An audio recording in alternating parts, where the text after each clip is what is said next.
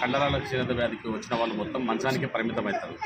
కాబట్టి మన తెలంగాణలో ఉన్న బాధితులందరికీ మస్టర్ డిస్ట్రిక్ట్ వాళ్ళకు తీవ్ర వైకల్యం గల వ్యక్తులకు కేర్టేకర్ అలవెన్స్ కింద 15,000 రూపాయల పెన్షన్ కావాలని చెప్పి ఇక్కడ రవీంద్ర భారతిలో ఈరోజు మదర్స్ డే ప్రోగ్రాం సందర్భంగా రావడం జరిగింది. మాకు ముఖ్య అతిథిగా ముత్తిరెడ్డి వీరయ్య గారు వచ్చారు, మా చైర్మన్ గారు మాకు మాట ఇచ్చారు. ఖచ్చితంగా మీకు ఈ విషయం మీకు ఈ కేర్టేకర్ అలవెన్స్ కింద సాధించడానికి నేను చెప్తాను, మీకు నా ప్రయత్నం నేను చేస్తానని మాట ఇచ్చారు. ఇక్కడ మనకు వచ్చిన జీవో తీసుకెళ్ళి ఆంధ్రప్రదేశ్లో కలిసి ఆంధ్రప్రదేశ్లో ఈరోజు ఇప్పుడు మనకు తెలంగాణ మస్టర్ డిస్ట్రిక్ట్ వాళ్ళందరికీ కండరాల క్షీణత వ్యాధిగ్రస్తులందరికీ 15,000 పెన్షన్ వస్తుంది. మరి మన తెలంగాణలో మాత్రం ఇంకా రావట్లేదు.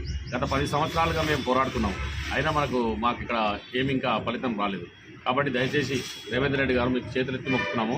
మా కండరాల క్షీణత బాధితులు అందరి తరఫున దయచేసి మాకు అతి త్వరలో తీవ్ర వైకల్యం గల వ్యక్తులకు, ఎందుకంటే మంచానికే పరిమితమైనాం కాబట్టి మాకు కేర్టేకర్ అలవెన్స్ కింద 15,000 రూపాయలు ఇస్తారని కోరుచున్నాము. జైటీఎం. సార్, ఎంతమంది ఈరోజు హ్యాండిక్యాప్స్ పర్సన్స్ రావడం జరిగింది? ఈ పెన్షన్ కాకుండా మీ సమస్యలు ఇంకా ఏమేమి ఉన్నాయి ప్రభుత్వం తీసుకెళ్లాల్సింది? మేము ముఖ్య ఉద్దేశంగా ఒకటే ఈ కేర్టేకర్ అలవెన్స్ కిందనే దాని గురించి అడిగాము. ఈరోజు మాతృ దినోత్సవం సందర్భంగా మాతృమూర్తులు అందరికీ మనం సన్మానం చేసుకోవడం జరిగింది. ప్రతి ఒక్కరికి వచ్చిన 24 మంది వచ్చారు మాతృమూర్తులు, వాళ్ళందరికీ సన్మానం చేసుకోవడం జరిగింది.